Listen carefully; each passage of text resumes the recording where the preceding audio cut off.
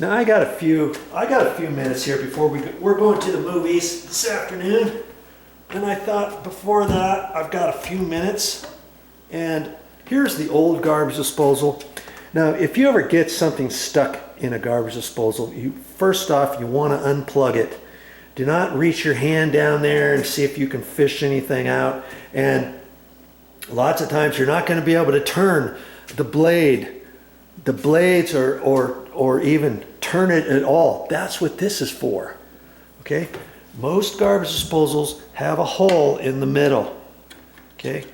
And you put that right there. Now you use this as a crank and you can turn it back and forth. See, what I'm doing right now is, let me get this off the counter. I don't want to mess up the counter. Okay? I shouldn't be doing this right here, but I am. We'll get you situated. You're going to set this up there and use it as a crank. And you're not going to, see, right now, I'm just turning the garbage disposal manually. And it's turning everything, it's turning the drum inside around. But if you get something stuck, you can push this in here, and you might only be able to do it a little bit at a time.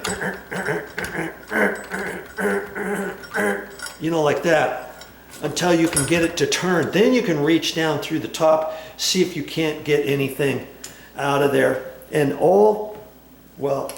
the incinerator garbage disposals, they all have a reset button. See this little button? It's a red button. When this sticks and your garbage disposal may start humming, it may pop this out.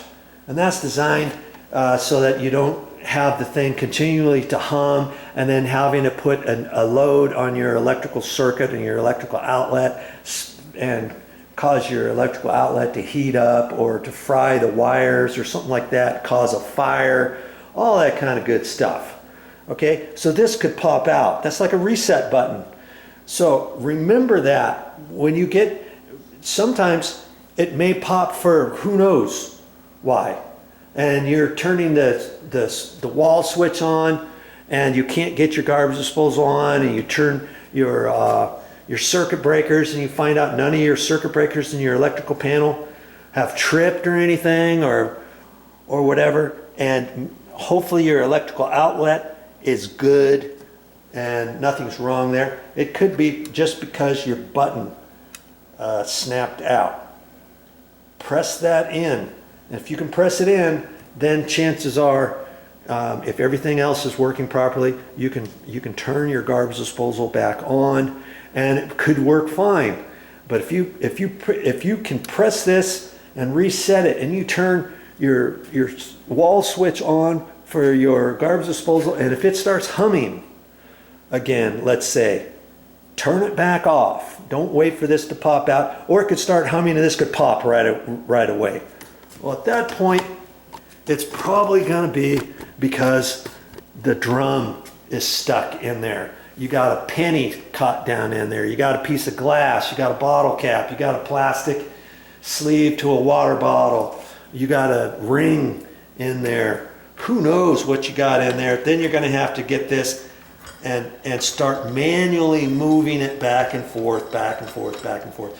Once you can get it, and it doesn't sound like you're grinding, then you can reach down in the garbage disposal. Make sure your garbage disposal is unplugged when you do this, okay?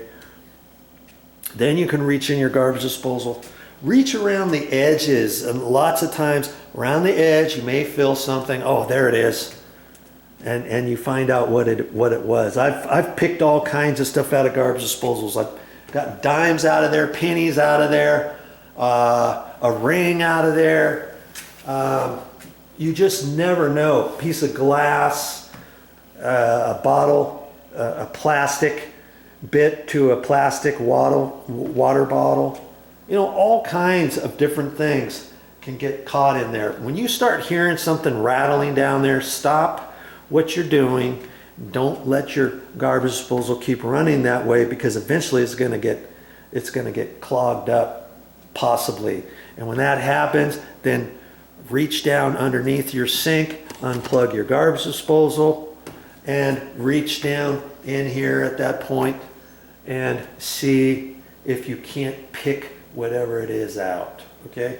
So this is gonna come in handy. Most sinks, underneath the kitchen sink, you should find this somewhere. I've seen some people will put a piece of tape on here and a piece of Velcro, and then they'll put it up on the side of the cabinet way up high or something, or they'll put it in the corner down there. Somewhere down underneath your sink you should have one of these, and if you can't find it, you know, you can go to the store and you can buy just this, okay?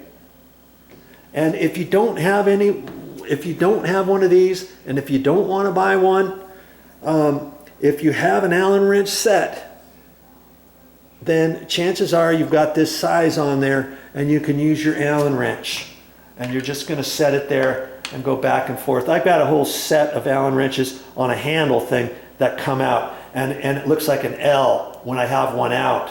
It just comes straight out. You know, it doesn't have a bend at the end. And I put that in there and then just use the other as a crank, back and forth, back and forth, back and forth. Okay? But generally, you should be able to get something unplugged. Make sure your test button, your reset button is pushed back in. If your button is not pushing back in, then chances are it might be something else, or maybe this is heated up and it's really super hot, and you have to wait. Maybe you have to wait 15-20 minutes for this to cool down, for your motor assembly to cool down before you try to push your reset button back in. Now, if you wait an hour or so and it doesn't reset, then chances are maybe you've actually tripped your electrical, one of your electrical breakers in your sub panel, as well as this popping out. You know what I mean? Go into your electrical panel, look at that. If you have a breaker that's tripped, then what you do is you turn the breaker off all the way, then turn it back on and hope that it doesn't snap back. If it doesn't snap back, if it does snap back, then that tells you you've got an electrical problem somewhere. Maybe a loose wire nut in your electrical outlet. Or maybe your electrical outlet is broken, or it got some water in there and it's rusty, and one of your tabs is broken or something. Maybe your light switch for your garbage disposal is bad. Maybe there's a loose wire, loose wire nut. Maybe the electrical light switch happened to conk out. I've had that happen before. Okay, all kinds of stuff. It could be something like that. If your breaker in your electrical panel trips. If it doesn't trip, now you can come back here, make sure you plug that back into the wall, make sure your button can reset, and then you can try this. Is it free moving back and forth? If it is, it's not making any noise, that's cleared. Okay, now hit your wall switch. Step back, make sure something doesn't fly out right into your eyeball or something. And then hopefully cross your fingers that it's going to work. If it doesn't work, maybe there's some wiring in here that's bad. Maybe it's so rusty it's not working anymore. It could be the motor's shot. Maybe it's time, maybe your garbage disposal is 20 years old and it needs to be replaced. I've had one years ago where somebody hadn't used it for years and the inside of it was all rusty, and so I couldn't even turn it with this. I had to get in there with the little screwdriver, tap, tap, tap, tap, tap, tap, a crummy putty knife, tap, tap, tap, to break the rust around the drum where it rusted on there. And I cleaned it up, and then I moved this back and forth, back and forth, back and forth, sprayed some WD-40 in there, did some silicone spray, and did some other stuff, back and forth, and I got it to work, and it was fine after that. Okay, so there's all kinds of things you can do to check a garbage disposal to get it to work and get it unplugged. Hope you learned something. Now see, you can register this if you want. I never do, but you could if you want. And then this is a little owner's manual, I think, and it will even give you directions on how to remove your existing garbage disposal, how to install the new one. It gives you all the directions right here. That's kind of sweet. And see, remember the old garbage disposal, it said at 333. We'll see here. Here's the Badger 333, and we're installing the Badger 900. Then they have a contractor Badger 1 horsepower and a contractor 1000. So I thought they had a 1 horsepower, but when I was at Home Depot, they only had the 3/4 horsepower, and I think that'll be fine. We're not going to be using the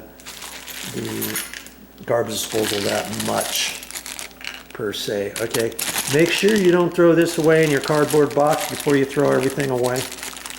And of course, we save this. This is a really handy little thing.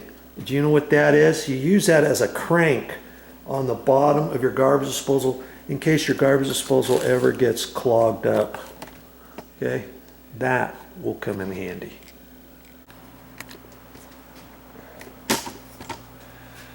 Well, that's all I got for this time, but I'll be back with more videos. And what am I going to speak to you about next time and show you? Well, it has to do with this whole drain assembly. This whole drain assembly, like this one here, okay, like that. We've got to configure something basically similar to that in order to hook up to the garbage disposal and my sink basket strainer. Okay, that's for next time.